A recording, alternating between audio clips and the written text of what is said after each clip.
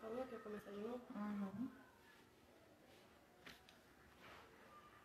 Tenta botar no seu 3G. Às vezes eu não uso a internet. Você tá conectando lá? Tô usando meu 3G. Mas aí se tocar meu telefone. Aí, daí. Bom, vamos de novo. Denise, o meu, Rosângela, é isso?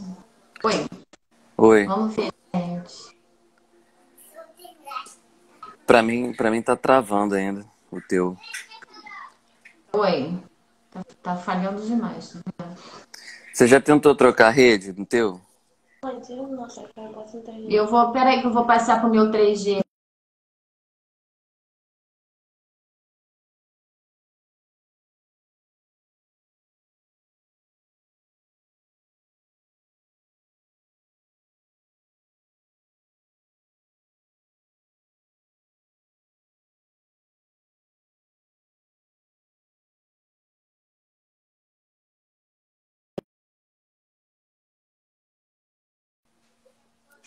Oi, será que agora vai?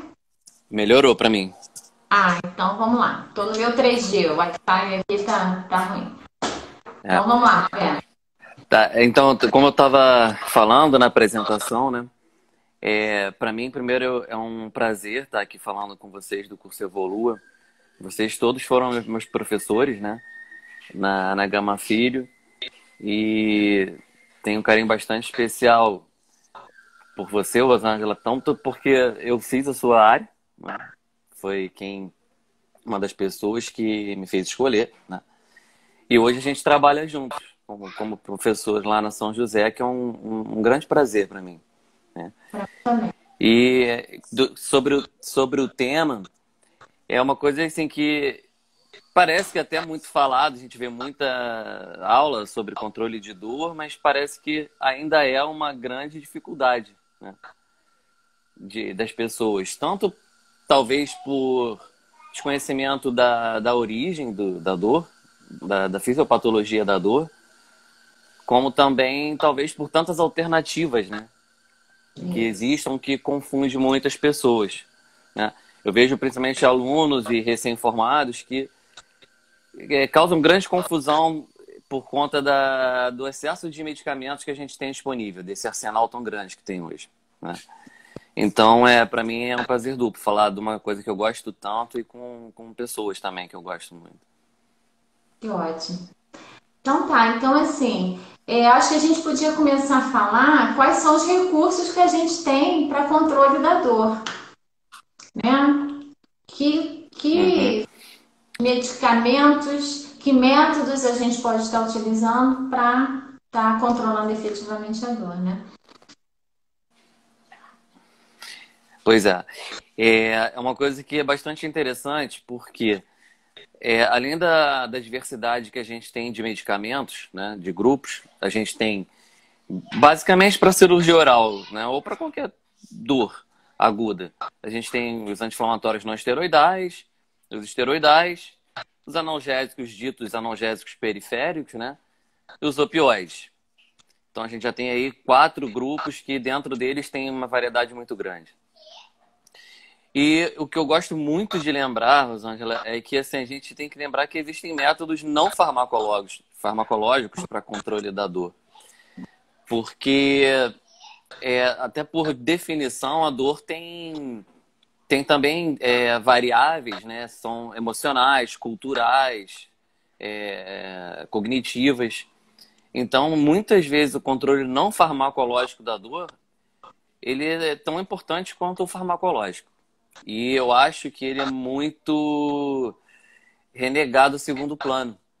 Aquelas famosas orientações que a gente passa ao paciente, né, de crioterapia, hoje muito falada hiloterapia também, e a cabeceira elevada, o não fazer esforço físico, não se expor a calor, né? Isso não pode ser negligenciado no controle da dor. E eu acho que eu vejo a gente pecar, a gente, quando eu falo, nós que clinicamos e nas clínicas da faculdade, às vezes isso concentra muito o nosso foco no controle farmacológico, né? Isso. E esquece de conversar com o paciente com calma, né, a importância do não farmacológico, que inclui também controle de ansiedade, entre outras coisas, né? Fora aquelas orientações pós-operatórias clássicas, né? E medicamentosas é isso, basicamente é isso. AINES, né? Corticoide eu não boto muito como controle da dor, eu não classifico como controle da dor. Opioides e analgésicos periféricos, tá? Dipirona e o paracetamol. Eu ia até te perguntar em relação à questão mesmo do controle da ansiedade, né? Porque a gente sabe que a ansiedade ela tem um papel importante na forma como o paciente responde à dor, né? Você Sem pode dúvida. submeter dois pacientes a mesmo estímulo doloroso e cada um vai responder de uma forma diferente. E muitas É. vezes, até uma conversa explicando para o paciente o procedimento e o que vai acontecer no pós-operatório Uhum. já auxilia, né, nesse controle. Então, eu queria que você falasse um pouquinho sobre o controle da ansiedade e aí também dos métodos farmacológicos, né, do Uhum. controle da ansiedade. Ah, certamente. Eu também tenho assim, um carinho também muito grande por controle de ansiedade farmacológico e desenvolvido ao longo da vida, né? A gente vai aprendendo muito também o não farmacológico, né? É.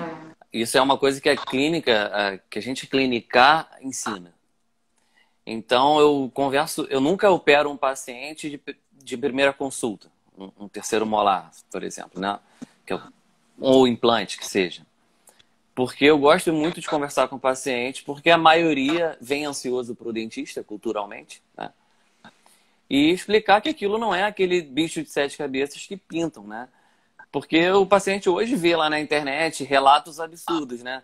De dores e edemas e fraturas de mandíbula pós-cirúrgicas de terceiros molares e que o implante dói demais.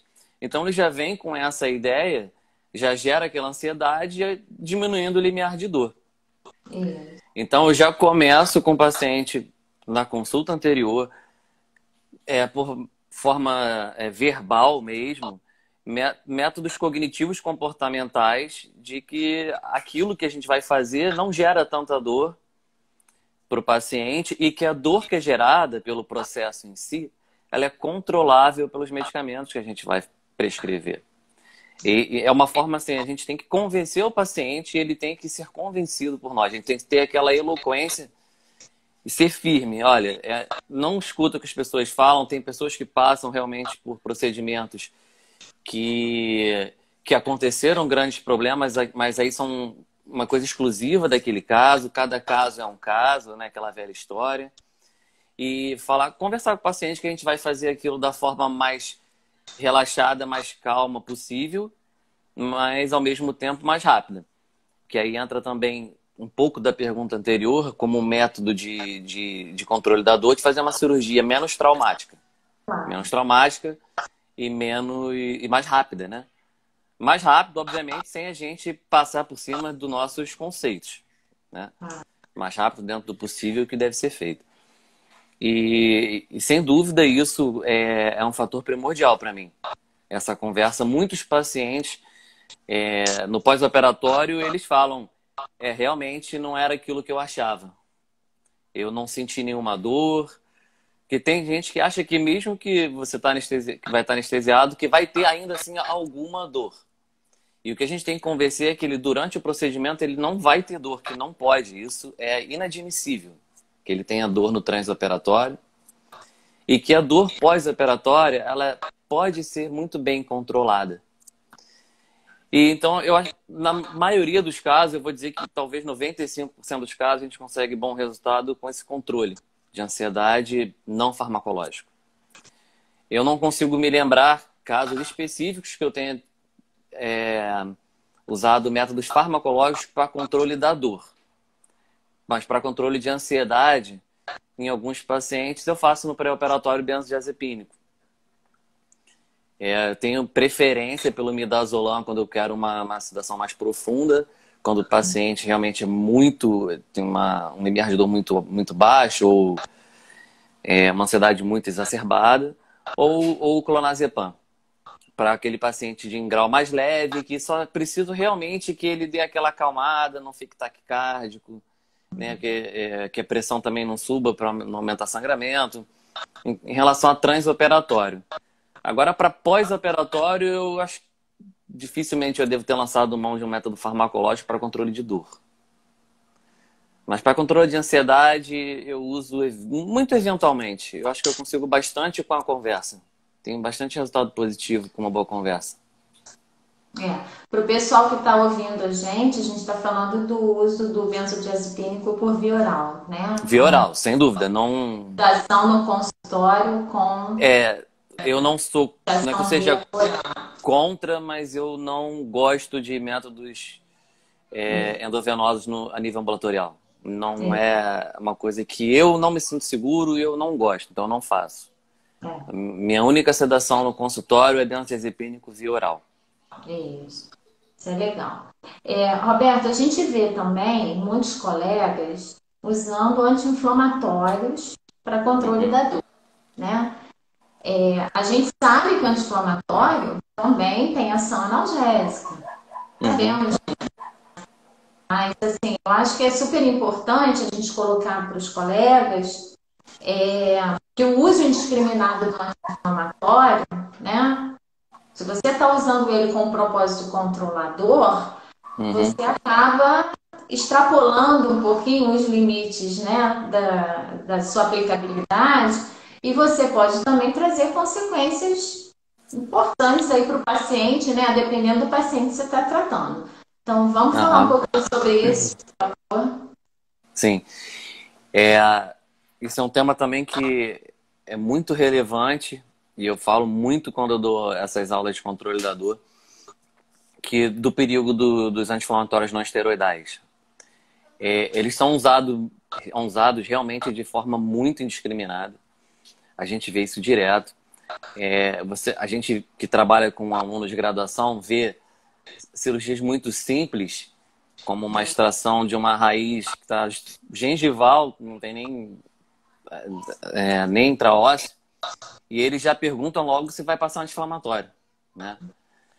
E é claro que durante nosso tempo de experiência, a gente sabe qual procedimento dói mais ou dói menos, e a gente vai poder lançar mão ou não do anti-inflamatório. Quando dá para não lançar mão, eu não uso. Se for extrações simples, principalmente em maxila, não foi um processo traumático, eu prefiro usar simplesmente um analgésico periférico. E quando eu vejo assim, existe a dúvida, gente, não sei se esse procedimento vai ser realmente necessário, anti-inflamatório ou não, eu inverto aquele tradicional SOS do analgésico periférico. Porque existe quase que um protocolo, né, de fazer o anti-inflamatório regular e o analgésico periférico SOS. Eu muitas vezes eu inverto isso. Eu passo para o paciente apenas o analgésico periférico, porque basicamente efeitos colaterais muito pequenos ou quase nada de pirona, paracetamol. Uso mais a dipirona, né, porque tem melhor efeito que o paracetamol, tanto na observação clínica como em artigos. E às vezes eu deixo o SOS, o anti-inflamatório. Porque como ele é muito mais danoso, principalmente para efeitos gástricos, eu prefiro deixar ele SOS. Olha, você só toma um anti-inflamatório se o analgésico periférico não estiver segurando a sua dor. Muitas vezes eu faço isso. Quando eu tenho a dúvida de quanto aquele paciente vai ter de dor. Agora, tem procedimentos que, terceiro molar incluso, inferior, que a gente faz osteotomias, odontosecção, procedimentos mais longos, a gente sabe que gera um processo inflamatório maior, e aquilo vai gerar uma dor maior. Aí sim, lança a mão de anti-inflamatório regular. Um anti-inflamatório não esteroidal regular. Agora, sempre tendo cuidado assim, do tempo limite necessário também, né? Você vê, eu recebo muitos pacientes com 5 a 7 dias de anti-inflamatório, a gente sabe que o tempo de processo inflamatório é no máximo 72 horas, né? Tem artigos que mostram 48 horas, 42 horas, 60, né? Depois de um terceiro molar. Então, para que passar 5 dias, né? E aí ter esse critério de usar o anti-inflamatório de 48 a 72 horas no máximo para diminuir efeitos colaterais, né? E deixar depois um controle só com analgesia periférica. E também a gente sabe que depois de 72 horas, dor forte após uma cirurgia oral não é normal. A gente tem que investigar alguma coisa que esteja acontecendo de errado. Eu gosto muito de ver meu paciente no terceiro dia de pós-operatório. Tá? E ter esse controle para justamente suspender medicamentos, fazer trocas, né? E a grande relevância nisso, para mim, é o efeito colateral gástrico do anti-inflamatório. O renal, a gente não pode deixar de lado, mas tem menos problema com efeitos renais, né? A não ser que o paciente seja paciente renal crônico. Mas em pacientes ígidos, a gente tem uma estatística muito alta de efeitos gástricos. Muito alta. Tem trabalhos mostrando, assim, são um pouco antigos, mas de 1997, mostrando que morreu mais gente de hemorragia gástrica por uso de anti-inflamatório não esteroidal do que para o HIV, que em 97 o HIV estava em alta ainda, né? Morria muita gente ainda por tratamento ainda não tão adequado. Uhum. E outros artigos mostrando números excessivos de morte por uso de anti-inflamatórios esteroidais, tanto inibidores de COX-1 ou COX-2. Eu acho que tem duas coisas aí também que eu acho interessante a gente destacar.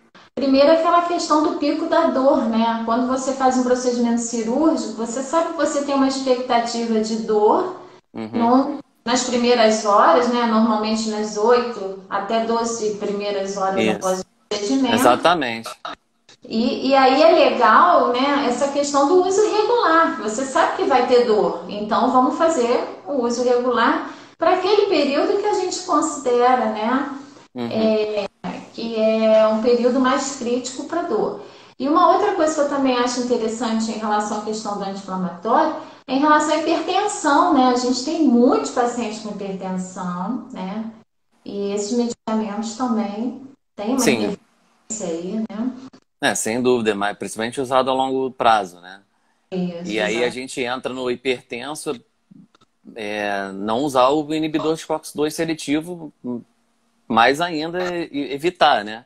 Isso. Por causa dos efeitos tromboembólicos no paciente hipertenso vai estar potencializado.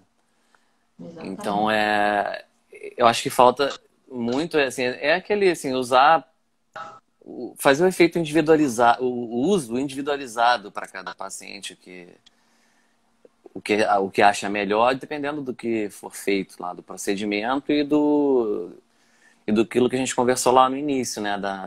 Do grau de ansiedade, da tolerância à dor de cada paciente, né? E o que você acha quando esses pacientes não respondem bem, né, ao controle da dor com esses analgésicos periféricos? O que você acha das associações, né? Como você já falou, você de repente associa um anti-inflamatório, faz SOS, mas a gente tem outras possibilidades aí que poderiam estar colaborando, né? Sim. Quando é que eu faço essas associações? Bom, a associação principal é o AINE com analgésico periférico, que para mim é uma opção sempre de pirona, a não ser que seja alérgico, né? Agora, em pacientes que fogem desse padrão, que são pacientes alérgicos a anti-inflamatórios ou pacientes alérgicos a dipirona, aí a minha primeira escolha é sempre o opioide, tá? Sempre codeína, eu tenho preferência pela codeína porque tem menos efeitos colaterais de náusea do que o tramadol, que é a outra opção que a gente tem via oral. Obviamente a gente tem a morfina ou oxicodona, mas que não vem ao caso porque são muito potentes para o que a gente está propondo. A codeína pura também, né?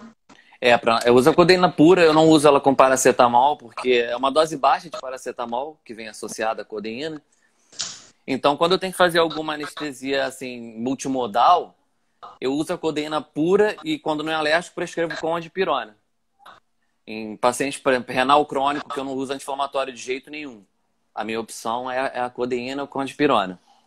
Tá? Eu dificilmente uso...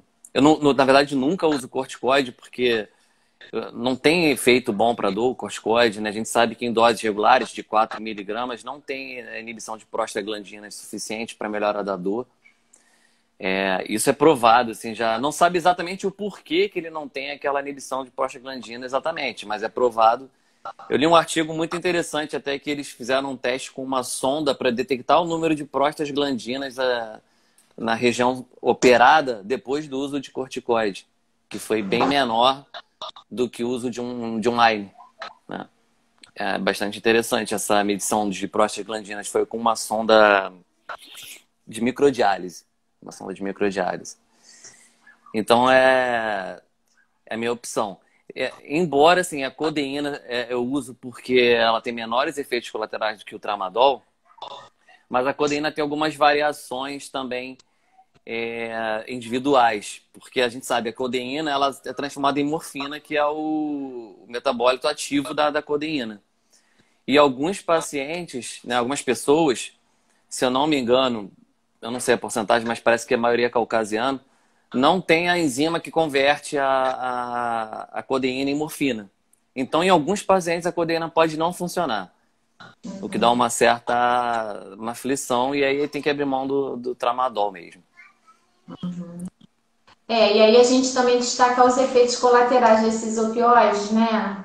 Que tem os também, além do enjoo, a coceira, né? Tem umas coisas que são um pouco chatas, né? Normalmente os opioides, apesar de ser drogas muito seguras, né, em relação a efeitos colaterais, eu tô falando de segurança dos efeitos adversos, né? O AINE, por exemplo, ele tem menos efeitos adversos, mas são mais graves. Já os opioides, eles têm mais efeitos colaterais, uma variação de efeitos colaterais maior, mas não graves. Né? Não tem... Mas os efeitos são bastante desconfortáveis. Isso. Porque a náusea, depois de um procedimento cirúrgico, é muito desconfortável, né? Então, muitas vezes a gente pode tentar diminuir esses efeitos colaterais de náusea fracionando a dose. A codeína permite esse fracionamento de dose. Então, ao invés de usar os 30 miligramas, a gente pode usar 15 e diminuir o intervalo posológico. Ou usar um dazetrona, né? Usar um antiemético associado, que muitas vezes não funciona. E outro efeito colateral muito desconfortável que eu acho nos opioides são as constipações da musculatura, por causa da ação na musculatura lisa, né?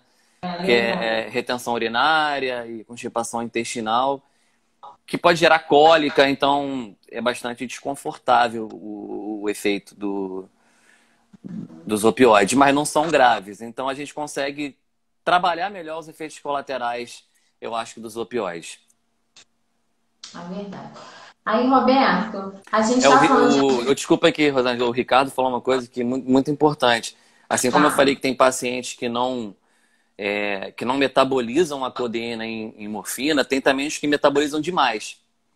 O Ricardo acabou de falar isso aqui, realmente acontece em 40% da população, inclusive. Que acaba aumentando o efeito os efeitos colaterais também da codeína. Que acaba sendo imprevisível o uso da codeína. Mas, de qualquer forma, ainda assim, considero muito cirúrgico. Tá. Muito seguro. Tinha uma outra pergunta aqui em cima, eu estou tentando localizar, mas a gente vai... Vamos seguindo aí, depois eu vou achar a pergunta, tá? A gente estava falando sobre a questão do anti-inflamatório, né, do uso indiscriminado, e aí eu acho que vale a gente falar sobre o trometamol, né, Roberto? Porque virou uma moda, né, na odontologia e volta e meia a gente vê que as pessoas não sabem, né, o que é o trometamol e aí eu acho que vale a pena comentar. Com certeza. O trometamol, o cetrolaco, né, conhecido muito aí pelo Delsil, né, Toragesic, ele veio com um marketing muito forte quando foi lançado. E a gente sabe que o marketing ele tem bastante interferência na prescrição de médicos e dentistas, né? E a gente brinca até às vezes no meio de dentistas e ortopedistas. Chegou o laboratório dizendo que aquilo ali é bom, aí começa a usar, né? E aí veio essa história. O Delsil, na época que foi lançado, eles diziam que ele era uma potência similar à da morfina. O que foi provado depois com uso que não é verdade, né? Quando muito, ele tem um efeito em doses venosas de 30 miligramas, ele tem o mesmo efeito que um tramadol de 100 miligramas também de uso venoso. Tem artigo mostrando isso. Mas via oral, sublingual, não. Mas é um bom analgésico. Agora, as pessoas esquecem que ele é um anti-inflamatório. Exatamente. Ele é o Deocil, né, o cetrolaco, o trometamol, é um AINE. E aí o maior erro que a gente vê que me preocupa demais é usar 2 anti-inflamatórios. Que aí você vê muita prescrição de nimesulida mais Deocil, de ibuprofeno 600 miligramas mais Deocil, ou qualquer que seja o anti-inflamatório mais o Deocil. Que é um erro isso aí, que você está prescrevendo 2 medicamentos com o mesmo mecanismo de ação e os mesmos efeitos colaterais, o que vai potencializar muito o efeito colateral, principalmente gástrico ou renal. A própria bula do cetorolaco não recomenda usar mais do que 5 dias, ainda tem isso, né? Sabendo que aumenta em muito a incidência de efeitos colaterais após o 5º dia. E aí vem aquilo que a gente fala, né, do uso indiscriminado, de você usar em tempo indeterminado. Então, assim, eu particularmente não uso, não vejo muita utilidade no cetorolaco, porque eu tenho bons resultados com AINE e a dipirona, ou às vezes com controle de pós-operatório de gelo, né, da crioterapia. E o Jonathan falou o que eu ia falar agora, ele falou de uma indicação como resgate. Eu uso assim, às vezes eu tenho no consultório para aquele paciente que eu acabei de operar, eu dou para ele no momento que eu acabei, né? Porque aí o paciente, quando acabar o efeito da anestesia, ele já está com uma ação do Deocil no pico plasmático dele, que é de 30 a 60 minutos, que é bem rápido, né? Então o paciente ele fica confortável naquele período inicial, que é o pior, que, né, como você falou, né, de 8 a 12 horas, que é o pico da dor, o paciente ele fica protegido e não sente dor.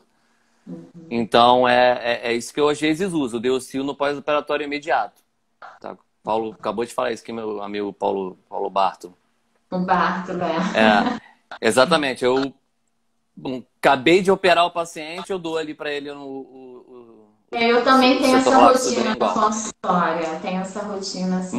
Mas não prescrevo. A não ser que o paciente seja alérgico à dipirona e para não usar, talvez, por 2 ou 3 dias, um opioide, aí eu posso lançar mão dele como terapia única, né?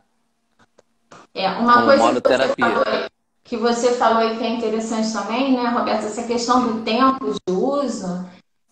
A própria indústria farmacêutica, ela já vem trazendo apresentações dos medicamentos para limitar, né? Você pega os novos anti-inflamatórios, você vê em caixas, às vezes, com 4 comprimidos, né? O que é excelente para evitar o uso indiscriminado pelo próprio paciente, né? Exatamente. Então, porque isso vem justamente aí de encontro ao que você colocou, a questão de você ter aquele pico, né, inflamatório entre 42 e 72 horas. Depois disso vai se resolver sozinho, né? Exatamente, então, tem que se resolver, né? Exatamente. Então, a própria indústria ela já traz essa apresentação em poucos comprimidos justamente para evitar. E eu acho que as pessoas precisam compreender isso. Isso é muito importante.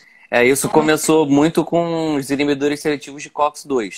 Isso, Vioxx, eles vendem exatamente a quantidade máxima que é preconizada de uso. Você vê lá o Arcoxia, que hoje só tem o Arcoxia praticamente vendendo e o Celebra, né? O Arcoxia, você vê lá o de 90 miligramas, no máximo você vai achar o de 60 com 7 comprimidos, que é uma subdose praticamente. E o de 90 com 5 comprimidos. Justamente para inibir, e como ele é uso controlado, já para inibir o uso indiscriminado pelo paciente. Que assim, tem nesse caso, mas a gente sabe que o paciente pode comprar paracetamol e AINE à vontade, né? O uso indiscriminado de AINES é que mais preocupa com isso dos COX-1, porque você não precisa de receita para comprar. E o do paracetamol, particularmente também para mim.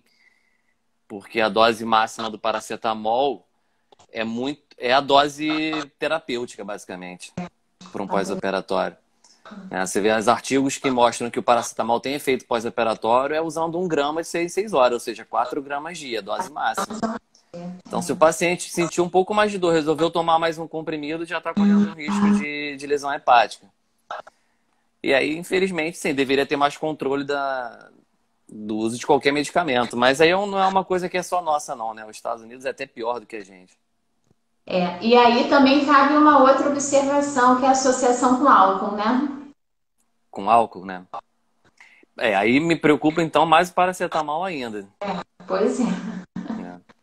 Eu já vi gente tomando analgésico com uma cerveja, né? Tá com dor de cabeça, né? Aí eu pego um comprimido de paracetamol e tomo com a cervejinha que eu tô tomando.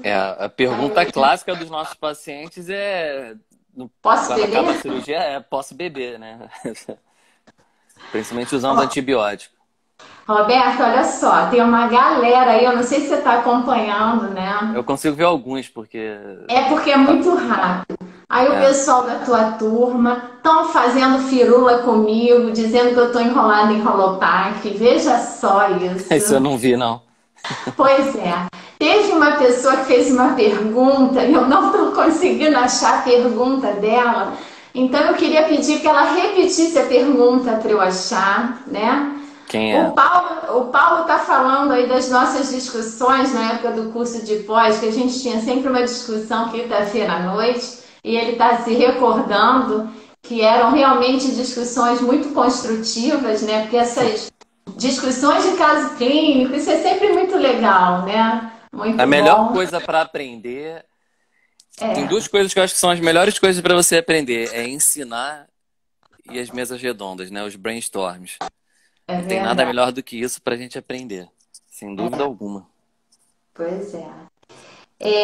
Bom, e outra coisa que eu queria que você falasse um pouquinho, que assim, alguns estudos mostram que quando você quer controlador, o ideal é que você faça você se antecipe, né, ao procedimento, ao evento doloroso.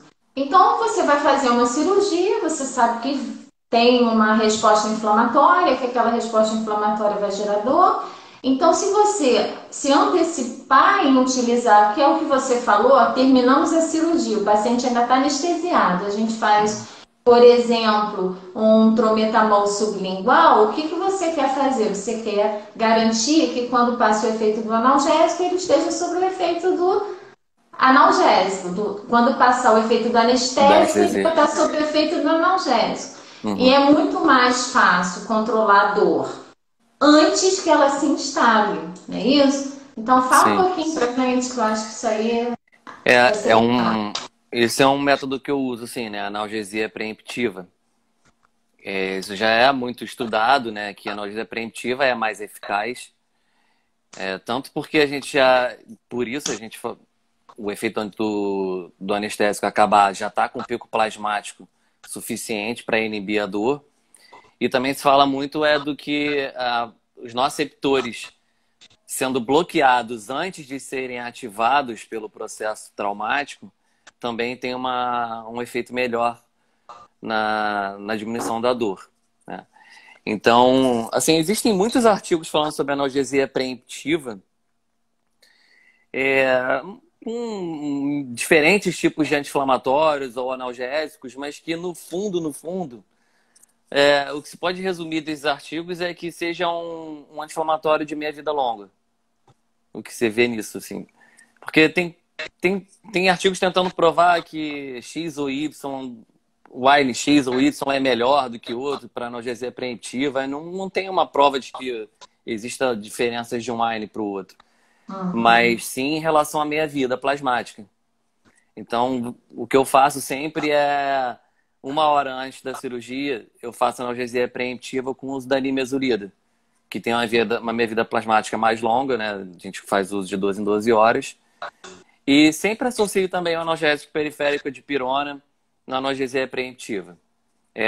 Isso é uma rotina minha, realmente, com um ótimo efeito. O paciente não termina aquele procedimento, vai para casa, às vezes vai longe de carro, chega em casa, acaba se movimentando e, né, não gera dor até acabar o efeito anestésico. E até, Então de certa forma, potencializa a anestesia também, né? Uhum, sim, tem efeito também potencializado a anestesia. É. Alguns artigos mostram até que o corticoide teria maior potencialização nesse efeito, mas ao mesmo tempo ele também não é bom para injeção de prostaglandina, então eu não faço uso. Não faço uso dele. Em relação à anestesia, né? Técnica anestésica e soluções anestésicas, né? Isso também, se você ter uma boa técnica Ah, sem anestésica, dúvida, né? e a escolha do anestésico também é fundamental, né? Normalmente uso anestésico de meia-vida, né, não tão longa, né? Nem tem mais a bupivacaína, né? Pois é, uma técnica. Mas o Ricardo também adora a bupivacaína pelo efeito, né, 8 horas, né, de Analgesia pós-operatória. analgesia. Mas acaba a gente usando um de meia-vida média, né? A lidocaína, a mepivacaína. Mas assim, o mais importante é a técnica mesmo, porque a gente sabe que a lidocaína, a mepivacaína, a articaína vai ter mais ou menos o mesmo tempo de duração pós-operatória. As pessoas são um pouco ansiosas também, né? Quando fazem técnicas. Dentista é ansioso, porque 20 segundos para o dentista parecem 20 horas. Eu, É, eu não sei o que acontece com a gente. Então, por exemplo, a gente vai fazer uma intervenção na mandíbula, por exemplo, fazer um bloqueio do nervo alveolar inferior, a gente tem que esperar, né? O próprio Malamed, que é assim, uma referência, ele coloca lá que você talvez tenha que esperar até 15 minutos para você ter. ninguém espera, né? Ninguém espera. Então aí você começa a ter aquelas situações de que, poxa, esse anestésico não é tão bom, né? Eu vou mudar, agora eu vou comprar um que está mais na moda, porque esse que está mais na moda, né? Ele é fantástico, ele é mais rápido. Então, Sempre tem isso, né? Eu tava vendo até na live da Juliana, eu sempre esqueço sobre o nome dela, ela foi minha professora no mestrado e ela traduziu o Malamed, se eu não me engano, e dá aula com o Andrade, né? E ela fala que ela leva 2 é a minutos no Volpato? tubete. É a Volpato? É o nome italiano, o sobrenome, mas não é... Ramatiato. Ah, tá. Ela estava falando na aula dela que ela leva 2 minutos fazendo um tubete.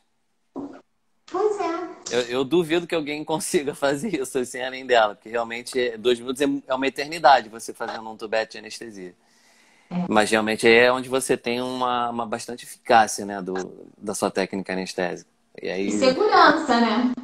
sem dúvida, sem dúvida, segurança. Sim, Adriano, eu faço a dipirona no pré também. Sempre faço. Você conseguiu, eu não estou conseguindo resgatar a pergunta, uma moça que perguntou logo no início, mas está entrando muita coisa e eu não estou conseguindo. Eu também não consigo acompanhar. O Jackson, né, que foi nosso aluno lá, foi nosso residente, perguntou a pacientes que já vêm fazendo uso de AINES e analgésicos antes da cirurgia por tempo prolongado. Qual seria a conduta? Se o paciente já fez mais do que 3 a 5 dias de AINE, não passo. De jeito nenhum. Aí eu vou lançar a mão do opioide. Sem dúvida alguma. Isso acontece muito. Acontece muito. O paciente que já vem usando... Ele vem com histórico de dor, né? Já vem com histórico de dor. Paciente com pulpite, né? Que já vem tratando com anti-inflamatório ou pericoronarite, aí eu encerro o anti-inflamatório pelo período que ele já usou. Num limite máximo de 5 dias, se ele estiver respondendo bem a efeitos colaterais. E aí eu entro com a codeína. Com algum opioide. Bom, sem dúvida. A gente conversa bastante sobre isso. A gente somos adeptos às terapias alternativas, né? Muito. E laser. O que você acha do laser? Você tem experiência com laser para controle de dor? Não tenho. Eu tenho um pouco de experiência com laser para parestesia E para terapia fotoativada, né? Aquela terapia que eu uso para infecções, para alveolite ou necrose, mas para dor, para controle de dor pós-operatória, não tem experiência, não. A Carol que está aqui, a Maria Carolina, tem. Ela pode responder para gente. Eu sempre fui muito cético.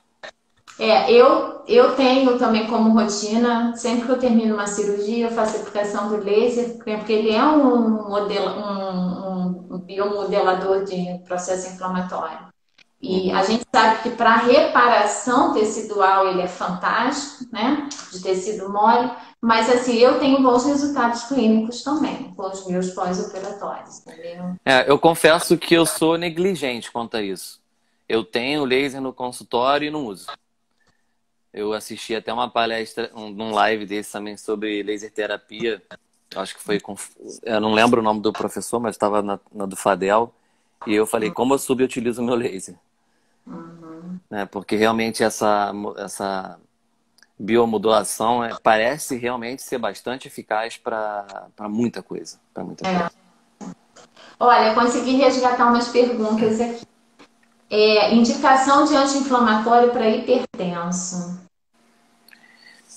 Não vejo qual a diferença de usar. Eu acho que você tem que ter... a diferença que você vai usar no hipertenso é o paciente estar controlado da hipertensão. E usar pelo menor tempo possível. Mas se o anti-inflamatório X ou Y, Z, não vejo diferença alguma. Existia uma lenda quanto a isso, né? De diclofenaco de potássio ou diclofenaco de sódio. Né? Mas isso já foi provado que não faz a menor diferença ser sódio ou potássio para paciente hipertenso. Tá. Perguntaram aqui também, pediram para dar nomes para os opioides, nomes comerciais.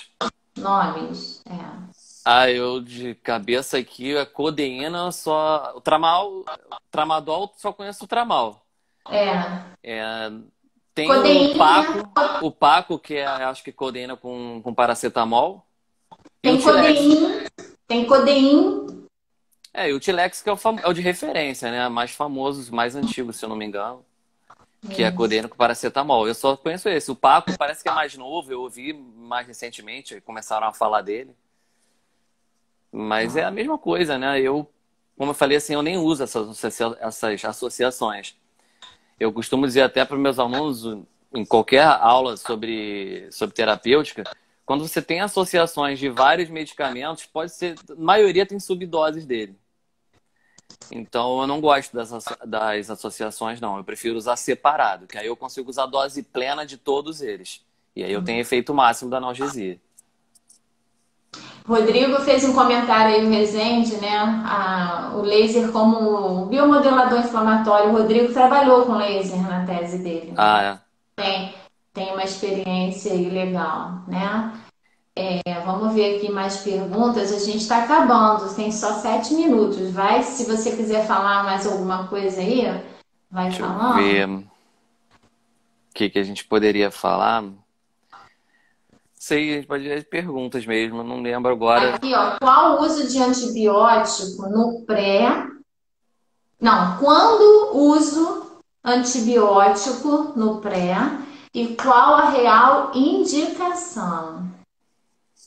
Olha, eu sou muito... controverso. Apesar de ter controvérsias ainda, a maioria dos artigos já mostraram que não há necessidade de fazer nenhum tipo de profilaxia antibiótica para infecção local do sítio cirúrgico. Agora, eu só uso antibiótico para profilaxia para pacientes que têm um risco de desenvolver endocardite bacteriana.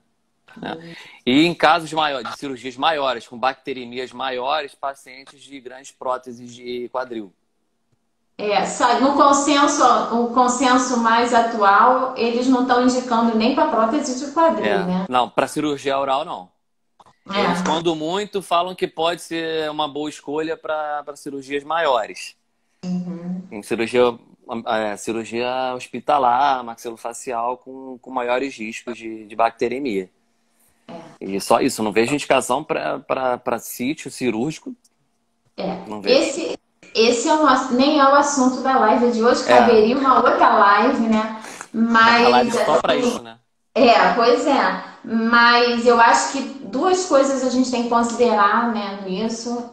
Primeiro, de qual paciente que a gente está falando, porque pacientes e pacientes, né? Tem Condições de saúde oral muitas totalmente variáveis, né? muitas variáveis, né? E tem uma questão também da questão que eu até defendo, que é a questão da alveolite, né? Porque tem uns estudos aí que mostram uma eficácia na redução da alveolite. Agora, temos outros métodos, né? Para a gente também controlar isso. Mas Pois aí, é, existem Roberto, métodos vamos locais, né? fazer, vamos fazer uma live sobre Ó, antibióticos. É uma boa. Paulo Barton, estou aprendendo aqui quietinho. Paulo, quando é que o Paulo vai fazer pra gente, né, uma live também, tem que né? chamar ele para falar aí de ortognática, Pois é, de de planejamento. planejamento, né? O que que tem de novidade, novos Isso. sistemas. Fábio Guedes está aqui também. Obrigada a presença de todos, a todos os ex-alunos da Gama Filho e colegas do Roberto. Deixa eu ver mais o que aqui. Não entendi. Responde ao Jackson a pergunta que eu faria. Não entendi aqui, da Rafaela. Não, você já respondeu, Jackson, não? Eu respondi ao Jackson, que eu interrompo o uso de anti-inflamatório e faço uso de opioide. Ah, Tem gente perguntando sobre o Etna, eu não vejo indicação nenhuma, porque o Etna não é medicamento para controle de dor, né? não, Então, o Etna, quando muito, é empírico para parestesias, né? Ou desestesias de forma geral, mas não para controle da dor imediata. Uma coisa que a gente tem que lembrar do que a gente está falando de cirurgia oral, a gente está falando de dor aguda, né? E que o uso do medicamento também que a gente está falando aqui é agudo, né? A gente não está Sim. falando de uso de anti-inflamatório É. crônico, Não, a né? gente está falando de uso de dor aguda, dor inflamatória aguda, né? É o que a gente está falando. Então, não cabe o uso de Etna, sem chance de ter isso. Roberto, eu acho que a gente vai cair, né? Porque uma horinha eles encerram. Ah, sim. Eu queria te agradecer demais, foi ótimo, foi muito legal. Estou muito feliz de, nessa oportunidade aí, rever essa galera toda que entrou. Muita gente aí que Isso, estudou, trabalhou com a gente. muito legal. Tô vendo aqui a Yolanda, o Paulo, o Rodrigo. Nem vou falar da minha história com essas pessoas, porque vai pegar mal. Mas eu vi de alguém falando aqui que a gente não mudou. Graças a Deus, né? Graças a Deus, que bom, né? Não, mudamos, com certeza mudamos, porque é impossível não mudar, né? Talvez a gente não tenha mudado tanto, alguns mudam tanto que não são nem reconhecidos, né? Mas isso é verdade, a Rosângela não muda, né? O pessoal daqui da minha turma pode comprovar. Você sempre fala isso, né? Não muda mesmo. Pois é. Então, Roberto, muito obrigada mais uma vez, tá? Por aceitar o convite. A gente amanhã tem um curso que a gente vai oferecer pelo Zoom com a professora Deise Amaral e o professor Paulo Campos, que é um tributo ao professor Eduardo Vargas, né? Eu vi a chamada. Isso, então quem quiser se inscrever vai ter um prazer. E a gente está também promovendo, né, alguns outros cursos, então peço que as pessoas acompanhem aí as nossas lives, tá bom? Roberto, obrigada. Boa noite, dá um beijo nessa gatinha aí, nessa gatinha. Tá, eu que agradeço. É um prazer para mim, um grande prazer mesmo. Gente, um beijo em todos. Boa noite a todos aí. Grande abraço.